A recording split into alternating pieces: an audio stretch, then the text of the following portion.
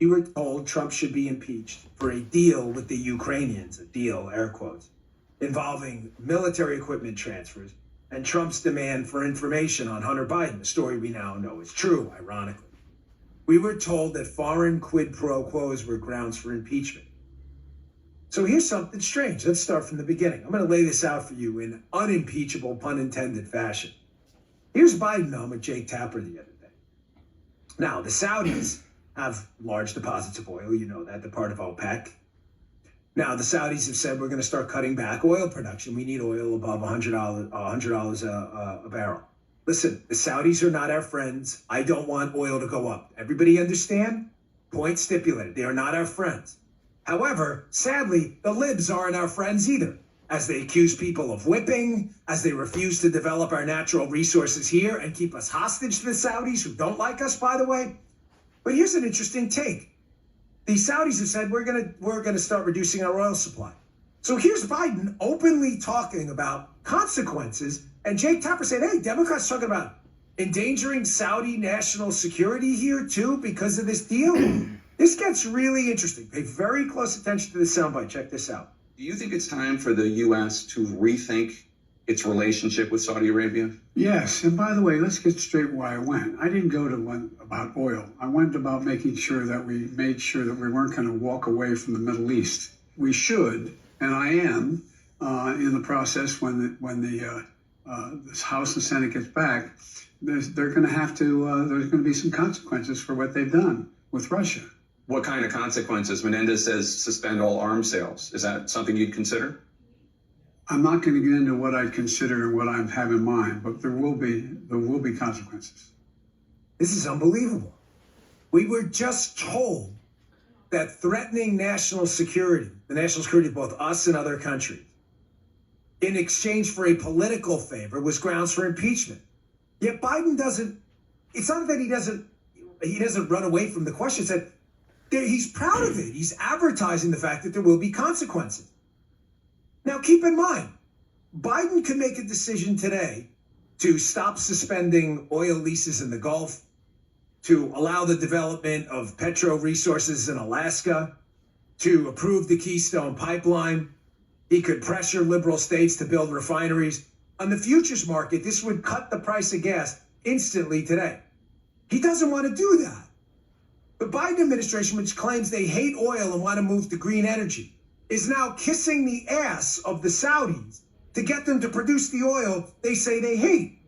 And then when they say, no, we're not going to produce that kind of oil, which Biden's green allies don't want them to produce anyway, Biden says, well, we're going to threaten your national security. Wall Street Journal, huge story yesterday, went viral right away. This part we hadn't heard of before. Saudi Arabia defied U.S. warnings ahead of OPEC Plus production cut. You got to read this story. So apparently days before the announcement that Saudi and the OPEC was going to cut back on production, folks, U.S. officials called their counterparts in Saudi Arabia and other Gulf producers with an urgent appeal. Delay the decision for another month, according to people familiar with the talks. The answer from the Saudis, a resounding no. So the Biden administration wanted to make sure that, okay, if you guys are going to delay oil production and we hate oil, just make sure you wait a month. What is a month away? Oh my gosh, the election, isn't it? That, have you guys heard about it? Like, there's a... Yeah. No, Joe, I'm sorry. He has it right. He's trying to get the show back on track, Joe. He is any good producer would he's like, all right, I'll shut up. Please stop. This is a waste of time. Yes, please shut up. It's a coincidence, Joe. It's a coincidence. Sir. Please stop. He's like, you have no evidence. That's a total coinky dink that they wanted to put it off the way. You're right. We should get the show back on track. Well, the Saudis thought otherwise. You can see from the second screenshot from this piece here. Saudi is, by the way, I am as anti what the Saudis are doing as you could possibly imagine. I don't want to pay more for gas either. I'm just telling you, the Saudis saw right through this. Wall Street Journal reporting, not mine. Saudi officials dismissed the request to delay it for a month, which they viewed as a political gambit by the Biden administration to avoid bad news ahead of the U.S. midterms, on which control of Congress hangs. High gas prices and inflation have been central issues in the campaign. This is just like, this is When they tell you who they are, get your arms around it and grasp it and look it in the face. These people are the biggest frauds ever. This is not hypocrisy, by the way. Again, we can say it all we want. If Donald Trump had done this, he'd be impeached again. Correct. Correct. My father says that all the time. Correct. Whenever I ask him something, he doesn't say right. He says correct. You are correct. That's hypocrisy again. It's not. When you are a liberal tyrant in power, as I will say repeatedly, tyrants worship power. Power is their end game. They will do what they want because they're in power. It's not hypocritical to say, we love power and we'll abuse it. They're actually very principled. We will abuse power. We don't care if it looks hypocritical. You get it? They don't care that they were on camera saying they were going to impeach Trump for the exact same thing. Quid pro quo involving weapons for a political benefit.